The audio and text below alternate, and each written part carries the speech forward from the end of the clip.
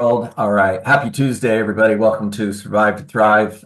We are in for a treat today.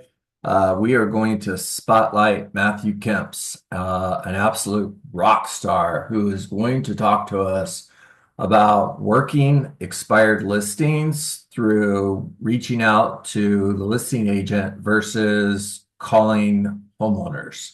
So, Matthew Kemps, I'm going to turn the floor over to you.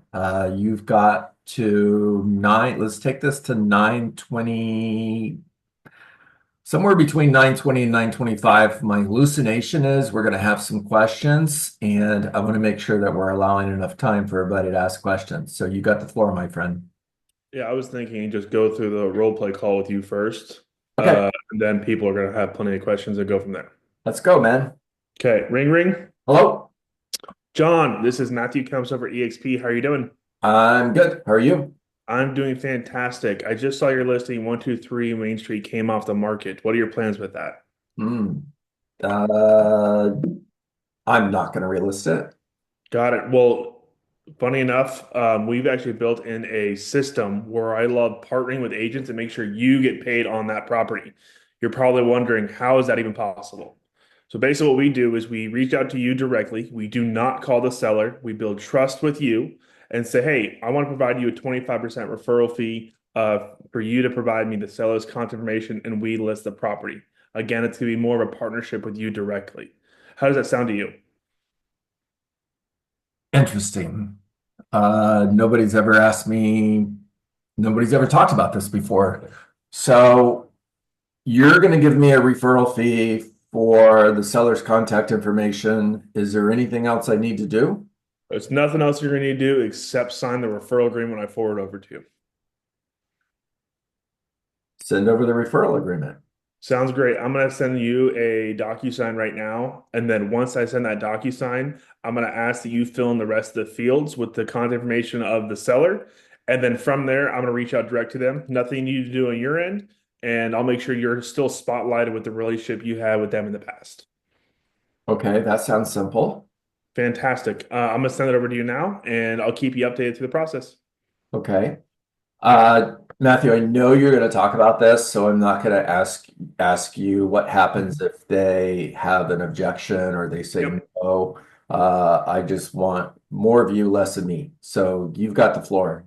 Keep going. 85, 90% are going to be objections. Not there's going to be very few that say yes, I want to move forward with you. Okay. They're all going to be, I should say all. 90% are very appreciative of the phone call and they love that you call them directly. And if it's something in the future that they may have, I also talk about it too. So let's go through one where you decline the opportunity because you're going to relist it so they can hear what that sounds like. So Matthew, I'm going to relist the property. Totally understand that, John. Basically, reason for my call was I have a platform where I basically work with the agent who had a listing that came off the market and provide a referral fee. It doesn't sound like it's a fit for this one, but is there any other properties that you that have currently gone off the market that you're like, just don't want to work with that seller anymore, or it's not a fit? That was brilliant. That's not a role play, guys. That was brilliant. I love that. Okay, so very smart. So pivot the conversation, and you have to hear in their voice and based off their reaction on how the call needs to go. If they're super excited and they cannot wait to get rid of that client, fantastic. Close it on the first one. If they're like, no, we're relisting that, don't contact the owner, not contact the owner, I'm contacting you again. We're going to relist that. Go back and ask for the question again for another listing. Yeah. So what makes you think you can sell it when I didn't? Well, we all have different ways of doing market strategy and the way that we go about our things. Yours may have worked on 99% of the other listings you may have had, may not have worked on this one. We may have a different way of looking at it. And I think if we can partner up in this scenario, it gets us a better opportunity. Why not both of us get paid and we make the seller happy as well? Again, that's brilliant, Matthew. I don't have a response to that. What else are you hearing when you're making these calls? Where did you hear about this? Where did it come from? Okay, so how do you respond to that? This really cool guy named John Dietz actually taught it to me. Um, and we kind of explored what that looked like. He has got a call at 8 a.m. on 8 a.m. Central Time, Monday through Friday, kind of going to explain the call. And basically that turns into, I know that this call is not meant for that. That turns into an agent attraction call. Yeah, I get that. And when you first said that, of course, I want to be humble. So I was a little bit embarrassed when you said that, but that's okay. But here's what I see, though. I see it as an opportunity to invite agents to survive to thrive, which is something you should be doing. So I actually like that a lot. Hmm. Okay. What else are you hearing when you're making these calls? Do you want so Daryl, to your point, so do I just introduce you direct to the seller, or how do you go about this? Good job. Talk about Uh, and the answer to that is no, I don't want them to introduce me direct. I want them to provide me the contact information on the referral form. And then once I have the referral form signed, we just rock and roll and I make a call direct to the seller. I think if I do that call with you, that'll probably help everyone else out Yeah, I too. was just going to say, so let's do that. So Okay. I'm the seller. Now you're giving me a call because Daryl gave you my contact information. Yep. Ring, ring. Yeah, hello? John, this is Matthew Kemps. I'm a local real estate agent here in Austin, Texas. I just spoke with your agent, Daryl, and he spoke very highly of you guys. Hmm. You probably weren't expecting this phone call, but basically what I do is I partner with agents I know in the area who have had a property that had come off market. And Daryl and I basically kind of spoke and said basically we were looking at as maybe it might be a good way for us to partner up on this listing and potentially sell it together. We had a conversation and he suggested I reach out to you directly. Do you have a few minutes to talk? Okay, cool. So what are those conversations? Well, first of all, how many listings have you gotten by doing this? That phone call? No, no, yeah. So just this process of reaching out 14. to real estate agents versus reaching out to the homeowners. And I know you've only been doing this for a couple months now. How many listings have you got by doing this? 14 so far. 14. Holy cow. All right, so it works. And when you reach out to homeowners, how do they typically respond to this call? Very confused. Yeah, I would imagine. So, okay, well, I'll role play that with you. So, Matt, you said your name is Matt, right? Matt, Yeah. I'm kind of confused here. No, Uh, that's normal. what's going on? Yeah. So Daryl basically and I had a conversation, and he thinks that potentially the marketing strategy I have may work slightly better than what he was working on. Daryl's a fantastic agent, and we were just doing a mastermind collaborating, and I had a few ideas that may fit best for what you're doing with your property. I'd love to set up a time to come look at the property to confirm everything that I'm looking at right now from the pictures. I have Tuesday at 4 or Friday at 5. What time would work best for you guys? Okay, so I love that. And everybody, this is being recorded. So Matthew, is it okay if I coach you? 100%, please. Okay. Uh, delete the part where you reference that you have a marketing strategy that may be better for that home. Okay. Okay. You want to take away anything that would put Daryl in a light that Daryl doesn't want to be in. Okay. Focus on the fact that the last part of what you just said, if we had a rewind button and I can push it and play it back, the last part of what you just said is exactly what you want to focus on. Just delete the part where you reference that you have a a way of marketing properties that may be better than Daryl. Okay. So basically rerun it as basically I'm just trying to get the appointment immediately and then we have a conversation. Yeah, well, like I said, when you watch the recording, the second part of what you just said was magic. Okay. In the first part, I would just delete. That's all. Okay. Now, focus on the fact that it's a tough market. Not every home sells in a tough market. Most homeowners think that every listing sells. So they're kind of shocked that their home didn't sell. And they're not really accepting the reality that we're in a very tough market. If you go back to the real estate market between 2008 and 2012, on average, a homeowner had to put their home on the market 3 times before it sold. The joke in the real estate industry back then was firstborn, second spouse, third realtor. And when you're talking to these homeowners, you're educating. Matthew, the market is really tough right now. About 30 to 40% of listings that go on the market are not selling. It's probably higher, by the way. Whatever the number is, you're a local economist of choice, everybody. So make sure you know what that number is.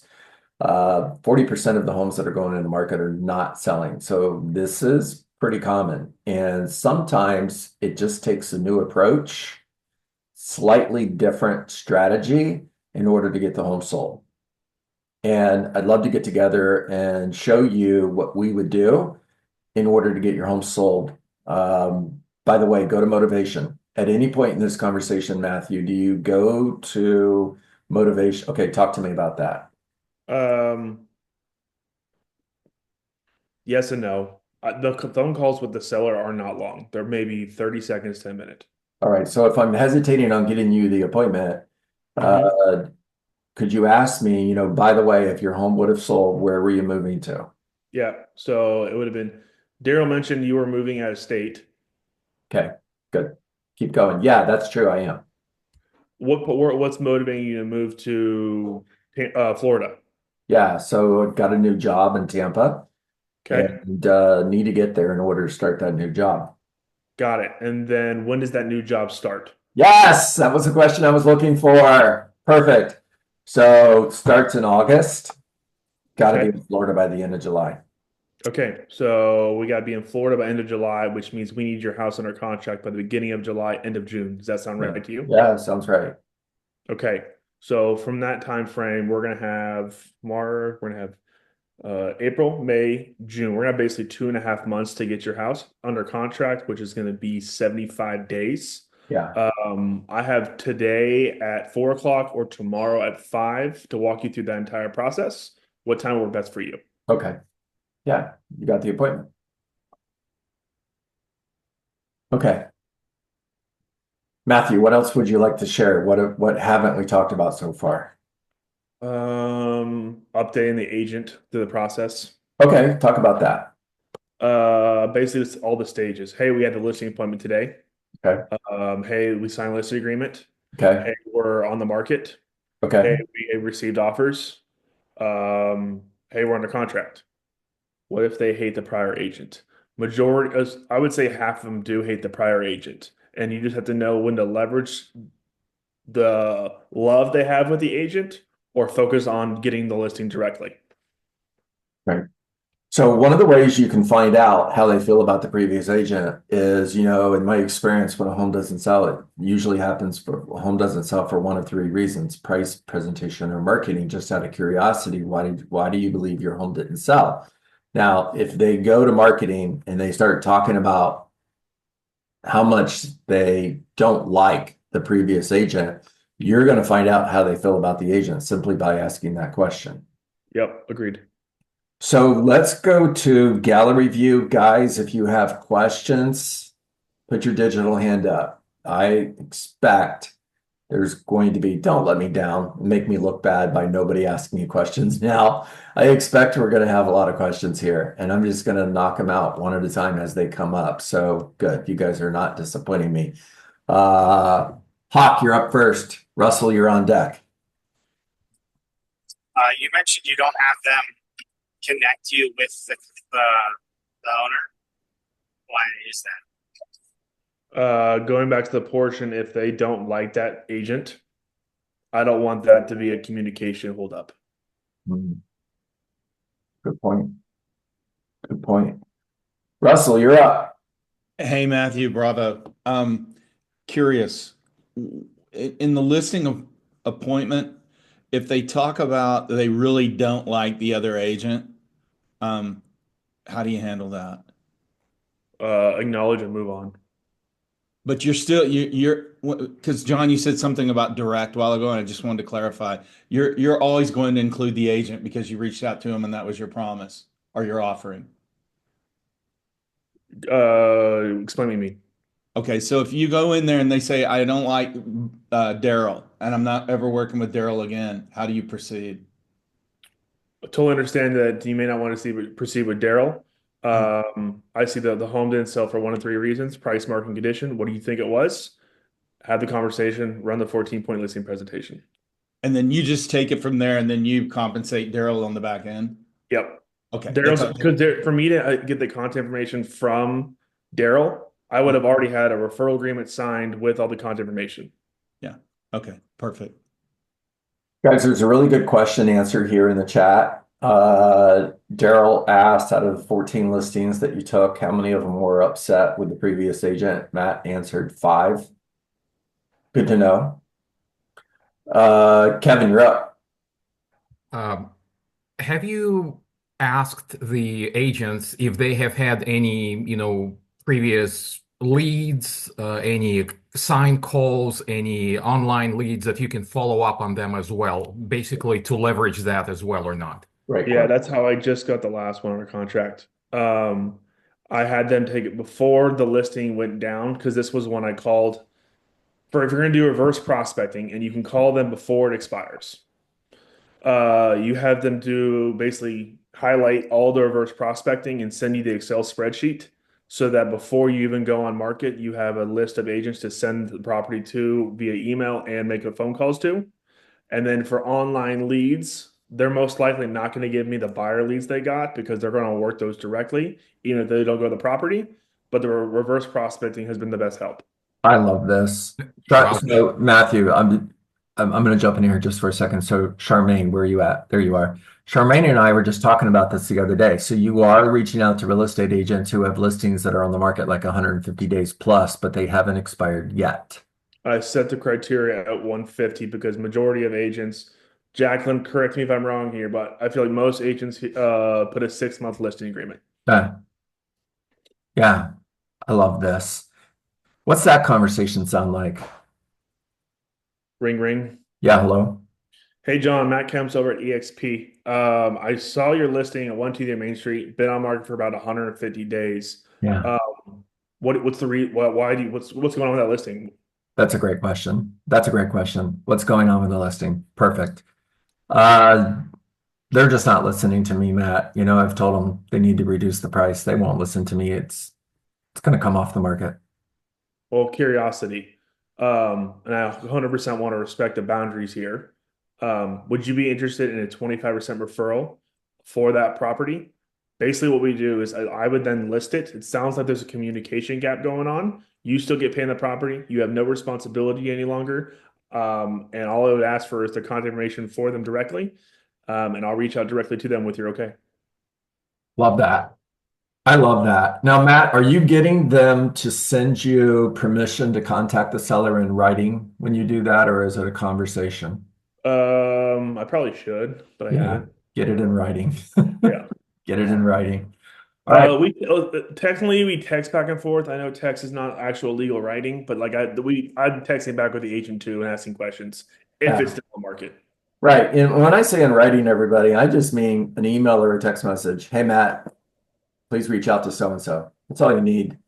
So Megan Clark, Anna Vega, you're on deck. This is great, Matthew. So 150 days on market. What are you seeing as your greatest success for when they are expired? 30 days out, 60, 90? Not fresh, honestly. Because not fresh, the agents they know the homeowners are getting pounded with phone calls and I get mixed in with those phone calls. So I would say 30 plus. Awesome. That's good. Thank you. Great Yep. stuff. Anna Vega. Hey, good morning. Matt, this is amazing. Thanks so much for sharing. Quick question regarding the conversation with the sellers. When you call them, do you have some resistance about them wanting to maybe hear from other agents also for appointments? Resistance from other agents. Well, like from the sellers saying, hey, no, we're gonna try a different agent. We already interviewed someone. We're moving forward with someone else. Sure. And then objection handling. Mm-hmm. Hey, we're moving forward with someone else. Okay, totally understand. Sounds like you found someone who might be a great fit. Have you signed an agreement with them yet? Mm-hmm. And then find out. Yes, okay, I'm gonna respect that and I back off. If they say no, ask for the opportunity. Okay.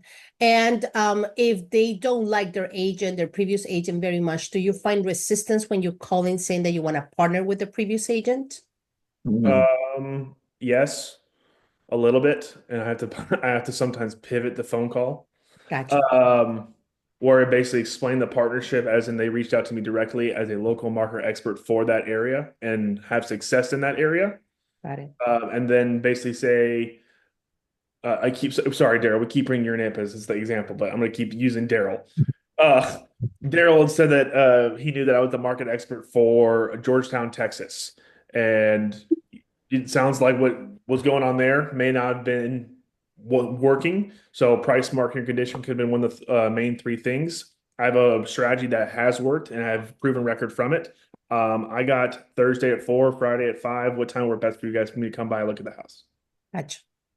Thank you. Love this. All right, Kevin, and then Daryl. Daryl, you finally get payback here in a moment. All right, Kevin, you're up. Hey, do you ask the agent for the direct number and email address of both sellers or husband or wife, or how is that conversation going? It's whatever they put in the referral agreement, because the thing with this way, that agent wants me to contact them directly if they're not going to relist it because they want to get paid. So if I can't get a hold of them, I'll shoot them a text. Hey, the contact information you gave me, which I have had happen before, the contact information you gave me, I can't get a hold of them. It's been a day or two. Is there another number I can call them at? Mhm. And I did get that where I was calling a husband, and I was calling between the hours of 3 and 5 when I thought someone would be off work. And then all of a sudden I texted the agent. He said, no, sorry, I gave you the wrong number. Call the wife. Wife works from home. Husband's works 12, 14-hour days. Are you seeing who is the major decision maker typically in these conversations? To get you to an appointment. I'm not meaning to take the listing or, reject the listing. Who is the main person you typically get hold of and schedule an appointment with? Well, honestly, the wife. Wow. Okay. Things are different in Texas. Wife makes the decision. Holy cow. It's the same way in Florida. Are you kidding? I haven't made a decision in 32 years. All right. Daryl, you're up. Brian, you're on deck. Okay, the first question is the expires that you are choosing to call these agents of, are there new expires? Is it like 2 months old, 6 months old?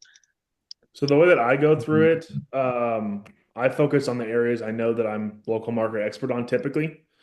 So I'll go in there and I'll just say I click expired. I don't really do withdrawals because majority of the withdrawals are going to state active list agreement off market for now. And I don't want to throw those back into dialer when I make my phone calls. So I'll go into expired 0 to 90 typically. And then if I'm going to do active, I'm going to do 120 to 180 for the days on market. Okay. And then I'll just pull that data, export it as an agent single line, and then put that into a CSV file, upload that back into my dialer, and make my phone calls. So basically yours is like area based. So whatever expired Yep. in your area, it doesn't matter if it was yesterday or 120 Correct. days ago. But then Okay, so I asked, go ahead. go ahead. So I the have reason the why days I on asked that market, is though, because, when I look at it though, it's going to say 120. It's going to show me how many days on market, so I can kind of have an idea of what the conversation's like. Okay, so yeah, the reason why I asked that is because, the new expireds, even if it's their correct number, they've been getting bombarded with calls, so most of them don't answer. So I was going to ask you, are you texting them first, letting them know who you are about to call? Yeah, so I love that you brought that up, because especially if they don't have your number saved, and if someone has an iPhone, hey, this is Matthew Kemps. I just spoke with Daryl. He sent over your contact information. We have a plan. I'll be calling here shortly. Okay, so you are sending that text first. Yep. Okay. Love that. Love that. That was And my then main now on that was the my now main on the thought iPhone. because Yeah, go ahead. even when you're calling through the dialer, if it's their right number or not, if they've been called a lot, they're just not going to answer that call sometimes. So yeah, Correct. okay, that makes And sense. then I'm not sure for anyone that doesn't know this, if you send a text message, and the way that iOS works on an iPhone, if you say this is Matthew Kemps, and they don't have your number saved, it'll now say maybe Matthew Kemps when I call as caller ID. That's right. That's right. It does. All right. So there are still hands up, and we're at 9:31. Matthew, do you have 2 more minutes? Yep. 2 more minutes. I'm going to people that haven't asked a question yet, guys. So Brian and then Charmaine. And we got to wrap on that. Okay. So last two up. Let's go. Great, Matthew. So I'm going to piggyback on what Daryl just asked. So from a technical standpoint on the dialer, how are you doing it? The reason for it is yesterday I was calling some of these expired agents, I like to call them, and I wanted to understand because then they call me back and I don't even know who they are or what property they're referencing. Yeah. So yeah. So that will pop up, and that's something an issue I'm still trying to figure out. Because when you get the phone number comes through and they call back to your cell phone, you don't know which number it is unless you directly save that number after every single phone call, which is what I've been trying to do. The route that I was thinking about doing, I think I'm gonna do, which has been helping. If you put it into your CRM and your CRM has an app, it'll pop up as that agent and it'll say, like for me, we're on Follow Boss right now, and it'll say Brian Batesh, Follow Boss on my phone. So I'll still see that number come up if I have you inside of my CRM. So you are putting them on the CRM. For other purposes, like for me, because I do agent recruiting too, I have every agent in Austin, Texas inside my CRM. So now when I make the phone calls, they're already in there. Love it. It might be Is it a simple solution for that. yeah. If you're not, how many are you targeting in a day? 25, 30. Yeah, so if you just put those like on a spreadsheet, just the name, address, and the number, whenever that number calls you back, you can scan it real quick and oh, it's that person. Yeah, the only problem with that one, because I tried that. And I love everyone here to death, but sometimes we don't call back for several hours, and I'm probably not going to be in front of that spreadsheet. So putting it back in CRM that talks back to my phone, that then can tell me the number who's calling, gives me a better idea. And yes, I'm going to call through several of them. The other part that we didn't cover is I do try to target a lot of agents that I know when I make the phone calls first, and then I call agents I don't know. Love it. Love it. Matt, Okay, you're guys. only calling 30 people a day and you're getting 14 listings in 60 days. Roughly, yeah. Good job. All right. Last person, Charmaine, you're up. Hey, Matthew. So I made a few phone calls to agents with listings that have been on the market 120, 150 days or more last week, and they seem to be a little startled, like no one's ever called them before. They were pleasant, and I asked them what was going on, and they told me that, oh, it's just the market, and this community doesn't allow rentals. And so I was just wondering, after I got off the phone call, they said they would think about it and get back with me, and I sent them an email, just saying it was nice speaking with you, and I put the offer again about the referral fee. I haven't heard back from anyone. Have you done that? What's the Yeah, what I'm do in the you? process of that right now. So right now I Okay. have a templated email that I can send out Okay. through CRM back to the agents, and then I'll just put the property address in there. The part two that I'm working on right now is on our website. I've already filmed the video, and it basically explains the entire program, or whatever you want to call it. And I'm going to be able to send that link directly to the agent so they can watch the video. Okay. Thank you. Matt Kemps, thank you so much. This was huge. Thank you for your time, for your knowledge, for pouring into all of these agents. Incredible job. Raise your hand if you got tremendous value today. 100%. Every hand in the room just went up, Matt Kemps. All righty, guys, you make it a great day.